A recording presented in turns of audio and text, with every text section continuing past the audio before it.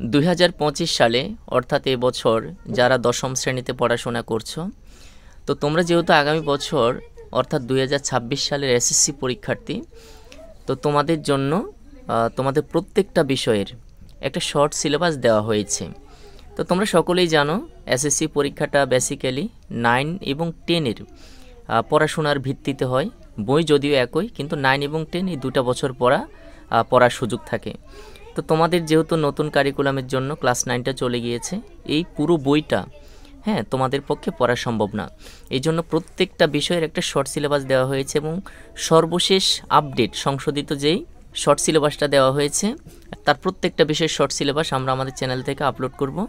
আজকের ভিডিওতে শুধুমাত্র গণিত বিষয়ের যে শর্ট সিলেবাসটা এসএসসি পরীক্ষা 2026-এর জন্য পুনর্বিন্যাস করা হয়েছে সেটা তোমাদেরকে দেখাবো, আলোচনা করব। তো প্রথমে দেখো, তোমাদের গণিত বইয়ে খুব সম্ভবত 17টা অধ্যায় আছে। তার মধ্যে শুধুমাত্র 8টা অধ্যায় তোমাদের এসএসসি পরীক্ষা 2026-এর জন্য নির্ধারণ করা হয়েছে।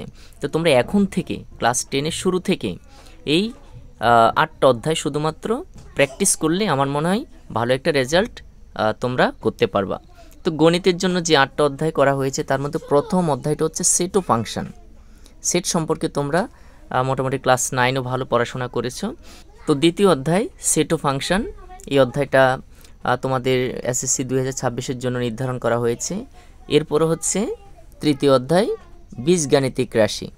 ঠিক আছে, তো এটা হচ্ছে বীজগণিতের বিভিন্ন সূত্র প্রয়োগ করে অঙ্কগুলো করতে হয়। তোমরা আস্তে আস্তে বই হাতে পেলে প্র্যাকটিস শুরু করতে পারবা। 2টা অধ্যায় গেল। এরপর হচ্ছে সপ্তম অধ্যায় ব্যবহারিক জ্যামিতি, এটা জ্যামিতির একটা চ্যাপ্টার। আর এই পাশে বেশ কিছু ক্লু দেওয়া আছে, ইনস্ট্রাকশন দেওয়া আছে, এগুলো ফলো না করলে হবে। তারপরে তোমরা সিলেবাস যদি হাতে পাও এগুলো একটু পড়ে নেবে, এগুলো সাধ্যের জন্য। এরপরে পরবর্তী অধ্যায় হচ্ছে অষ্টম অধ্যায় বৃত্ত, এটাও তোমার জ্যামিতির একটা অধ্যায়। এরপরে যে অধ্যায়টি আছে নবম অধ্যায় ত্রিকোণমিতিক অনুপাত।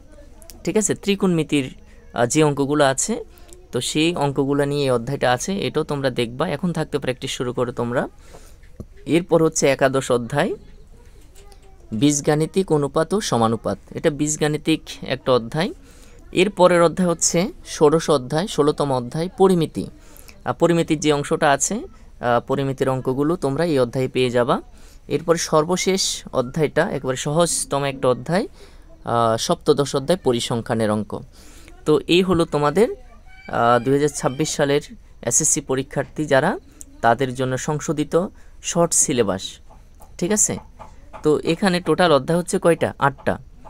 দ্বিতীয় অধ্যায়, তৃতীয় অধ্যায়, সপ্তম অধ্যায়, অষ্টম অধ্যায়, এরপর হচ্ছে নবম অধ্যায়, একাদশ অধ্যায়, 16তম অধ্যায় এবং 17তম অধ্যায়। তো আজকের ভিডিওতে তোমাদেরকে গণিতটা দেখালাম।